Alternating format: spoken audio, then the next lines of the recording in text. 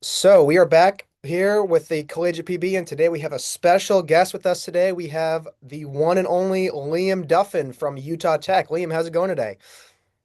Not too shabby. How are you? I'm great, awesome. So my first question, just hopping right into it, is: Are you playing college pickleball next year, for Utah Tech? I Yeah, I am. We're doing it for another year for sure. I have 2 years left of college, so you'll probably see my face around for a little while longer. Awesome, that's awesome. And uh, so. Do you have any other plans in pickleball? Like, are you playing pro, or what else do you plan on doing in the pickleball scene in these next 2 years? Yeah, so I'm gonna be continuing playing some PPA challengers. I've been doing that for about the past 7 months or so, really all of 2026. Moving forward, I'm still going to be doing some challengers, but I'm going to be moving some tournaments over to international, going back over to Asia and Spain next year. I'm planning on doing that, but just trying to gain new experiences, new opportunities, and kind of see where it takes me from there. That's awesome. Yeah, and I saw that. Did you go with the team, the whole Utah Tech team to China? How did that like kind of come about? Yeah, I mean it was I went with the team to China and it was a very lucky opportunity, but how it got brought to be is a connection of a connection through our coach Chloe Butterfield. Yeah, it was one person through another, through another, through another, and we they were Oregon, the state of Oregon. They had done I forgot her name, but there's this lady who did this pickleball or ping pong friendship match back in the 70s, and she's the first person to go over and do that for ping pong and just this like friendly little exhibition. And so they were already going over for and kind of like representing Oregon, um, doing that. And so this friend heard of that and thought, Utah Tech, they just won the worlds for collegiate. It would be cool if they could come in. So then we started talking um, with this Chinese company and entity, and so one thing led to another where we got everything set up. Then we had to fundraise some money so we could go over there. In total, we brought six of us, I believe, and then two coaches, and so we had to, figure out the logistics of flights and everything like that. But once we were over there, they were super awesome, super nice, hosted us amazing, and we got to see all across China, from southern China to kind of more mainland, and we had events with different universities over there and met other college students, and it was all through college pickleball and kind of that thing that we've all been playing. Dang, that's awesome. And you said you're doing some other international like kind of events or tournaments or projects. I heard you're doing some sort of project in Guatemala. Is that right? Yeah. So I'm very lucky to be doing it. I went on a mission for my church back in 2022 to 2023.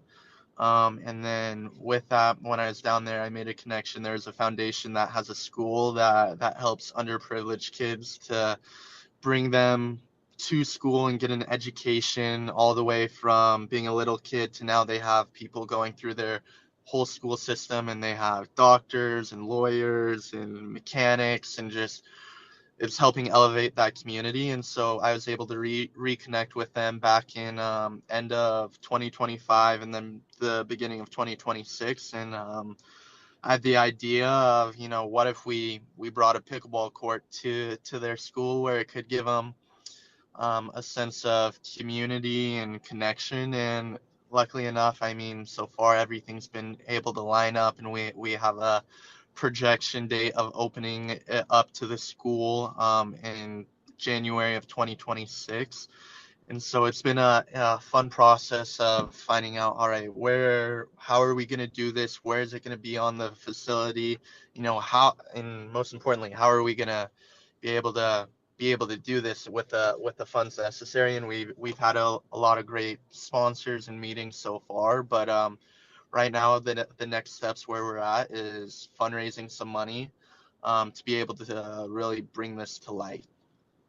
Wow, that's awesome. And like, where can people, if they're interested in like donating or finding out more about it, like, do you have a website or where can people find out more?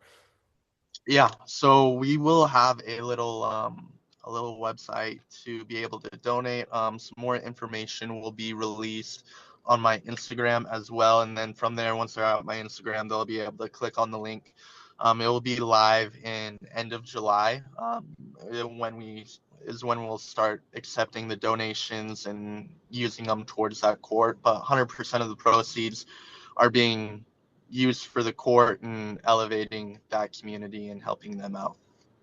Dang. Wow, that's awesome. That's a great project. Sounds really fun. Sounds like a great community thing there. Kind of just a question that popped in my head, kind of a segue from that. Do you think that there will be other, well, is that for like a that isn't part of like a college, right? It's like a K through 12 school or younger school. Mm-mm, yeah, Okay. yeah. So they do like do the K through 12, but there's no college association or like this is purely the owner's his name is Charles Judd.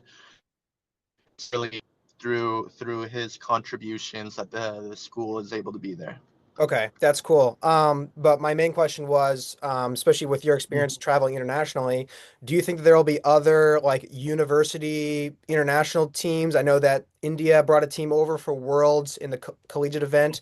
Do you think that the collegiate sphere can kind of grow outside of the US, have some international teams, maybe some international travel or something like that in the future? Yeah, I think it's only a matter of time, to be honest with you, before and we see this now. I mean, pickleball is blowing up in Asia. There's now more universities building courts on campuses over there, and we had the opportunity to tour and play on those courts. And so I think it's just a matter of time. So it's like the same thing with this court in Guatemala, since it's being the first or one of the first courts there. It's growing the sport first, but then from there and having the opportunity to have that, I mean, I guarantee we'll see a team from Guatemala within the next couple of years, and Central America, South America, and it's just gonna be a matter of time before we're all competing for our own countries. Dang, that's yeah, that'd be so cool. I think the international even the kind of pickleball World Cup that was had this year in at the fort, that's a great kind of event. Bring people to bringing all the country teams together, kind of having that international body to, kind of grow the sport, even just if it's not in college. But speaking of college, you just mentioned that you are, returning to Utah Tech. Do you know or what is Utah Tech's current plan for their roster for the 26-27 season? Can you give us a hint on anything about that? Um, I mean, there is some players that aren't able to play because they don't have high school diplomas, so that's kind of an obvious one there, and some of the things that we had in the works. But as far as rosters, we I won't reveal names. I'll leave a little bit of mystery out there, but we're having a lot of returning players, and it's going to be a very I'd say still a very strong team, and I think we still have our eyes on the prize of going after nationals, trying to bring home a second one for Duper, and I mean a second one for NCPA, and then APP, trying to bring one home there, and connect the dots and trying to keep up the Utah Tech name. Yeah, no, I love it. I mean, Utah Tech's been, a top staple school for a while now, but definitely last year, FAU, they're going to be a tough team depending on their roster that comes back. What do you think it's going to take to take down FAU if they have a similar roster as last year?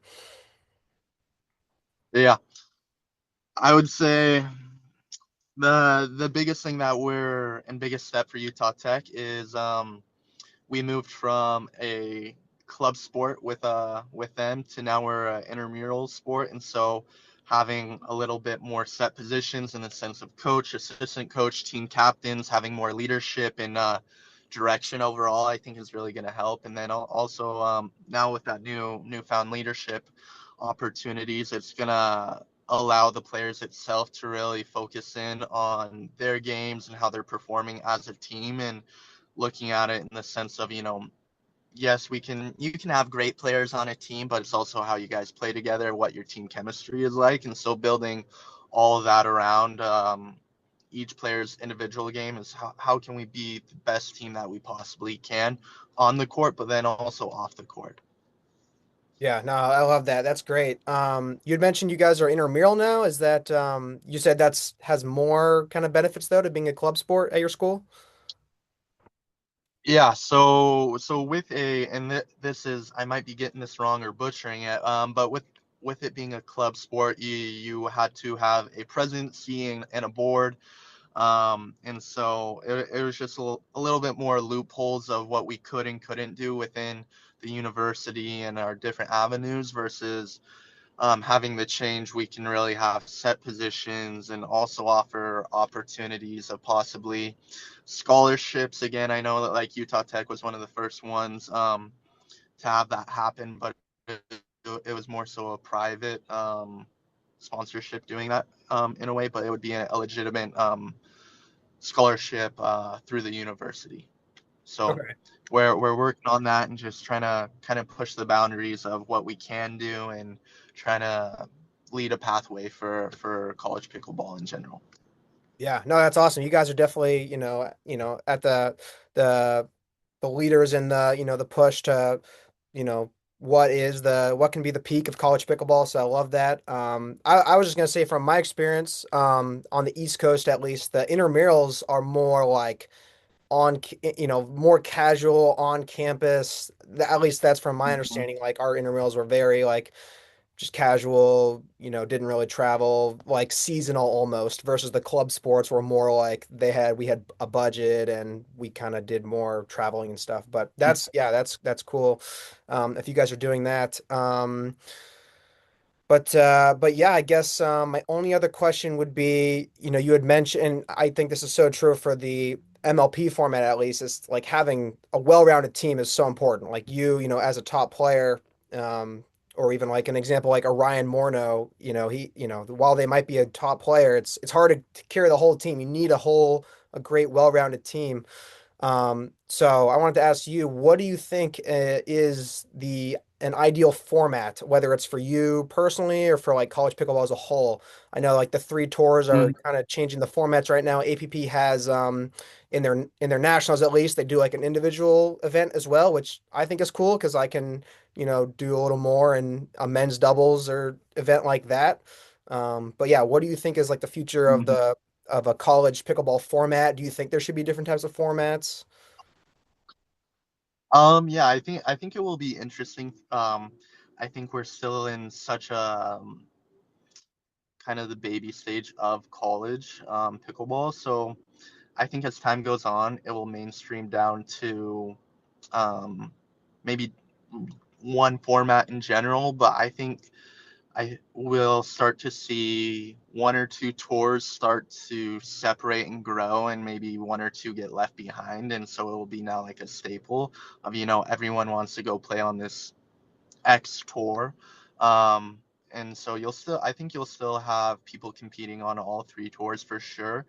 But I think it will be a matter of time before one gets prioritized rather than another. But I completely agree with you. One of my favorite tours is APP in the sense of doing the individual, just because I think it was very. I mean, this year in 2026, it was super awesome that we were still able to compete. But I think one of the cool things about it and what made it different was in 2025 when it was individuals and you were able to play with um, another partner from a different school. I think you never see that in sports, and so it was a cool connection and kind of the same thing that separates college pickleball. Um, Granted, not to say that 2026 wasn't awesome, that we could still even play individual and have an opportunity to compete and earn money.